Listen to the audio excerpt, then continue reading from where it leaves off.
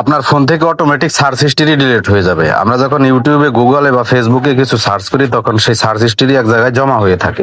আর সেজন্য আমাদের মোবাইল যদি কেউ নেয় তাহলে আমরা কি সার্চ করি সেগুলো তারা সহজেই দেখতে পারবে। এই সার্চ হিস্ট্রি যাতে অটোমেটিক ডিলিট হয়ে যায় সেজন্য একটি সেটিংস অন করে রাখুন। ভিডিওটা শেয়ার করে দিবেন যাতে সবাই এই সেটিংসটা করে নিতে পারে। আর এরকম টিপস এন্ড টিপস পেতে আমাদের পেজটি ফলো দিয়ে রাখবেন। ফোন থেকে প্রথমে জিমেইলে চলে আসবেন। উপরে দেখেন জিমেইল অ্যাকাউন্ট আছে, এখানে ক্লিক করে দিবেন। এখানে ক্লিক করার পর নিচে দেখেন ম্যানেজ ইউর গুগল অ্যাকাউন্ট, এখানে ক্লিক করে দিবেন। স্ক্রল করে একটু নিচের দিকে আসবেন। নিচের দিকে আসার পর এখানে দেখেন ডাটা এন্ড প্রাইভেসি, এখানে ক্লিক করে দিবেন। আবারও একটু স্ক্রল করে নিচের দিকে আসবেন। নিচের দিকে আসার পর এখানে দেখেন ইউটিউব সার্চ হিস্ট্রি অন করা আছে, আপনি এখানে ক্লিক করে দিবেন। একটু স্ক্রল করে আবারও নিচের দিকে আসবেন।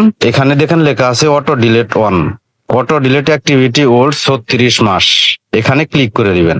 ক্লিক করে দেওয়ার পর এখানে দেখেন আমার ক্ষেত্রে এটা auto delete activity older than লেখা আছে, এখানে 36 মাস সিলেক্ট করা আছে।